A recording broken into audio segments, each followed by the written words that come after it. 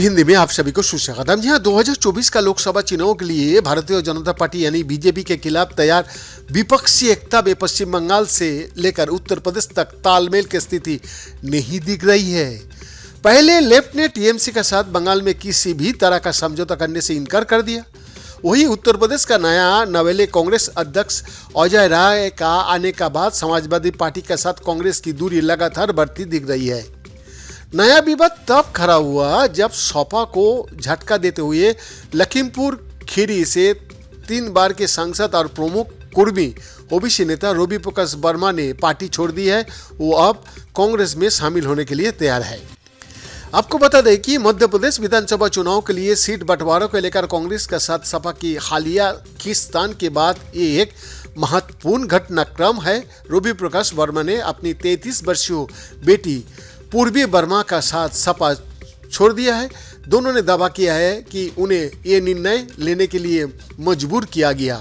उन्होंने यह भी आरोप लगाया कि अखिलेश यादव के नेतृत्व वाली जमीन पर लोगों से अलग हो गया है, अपनी स्थापना को सिद्धांत से भटक गया है।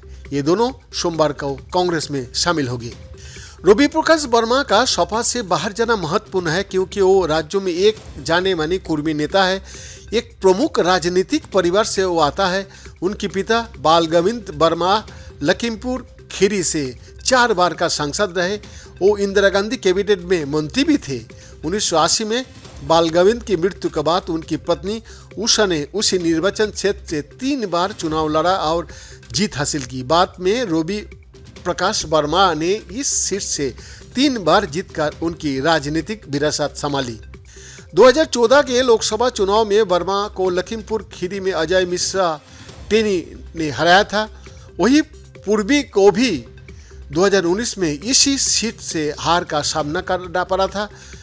पूर्वी ने इंडियन एक्सप्रेस को बताया कि मैं अखिलेश यादव के कामकाज से प्रभावित होकर राजनीति में आई थी, लेकिन अब ये कहते हुए दुख हो रहा है कि समाजवादी पार्टी समाजवाद के मूल्यों से भटक गया है।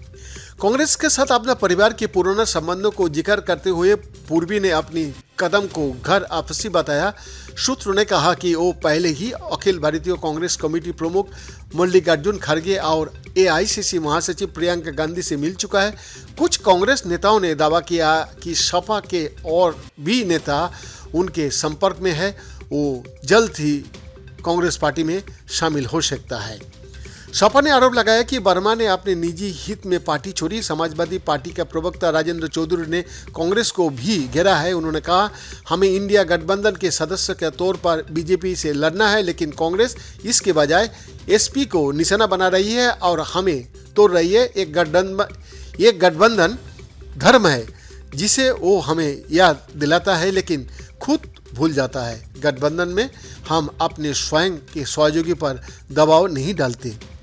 बिहार के मुख्यमंत्री नीतीश कुमार ने भी हाल ही में एक सियासी कार्यक्रम के दौरान इंडिया गठबंधन को लेकर कांग्रेस की बेरुखी को लेकर नाराजगी व्यक्त की है। उन्होंने आरोप लगाया था कि कांग्रेस को अभी सिर्फ 5 राज्यों के विधानसभा चुनाव की चिंता है, लोकसभा को लेकर सोच ही नहीं रही है। बिहार का रिपोर्ट।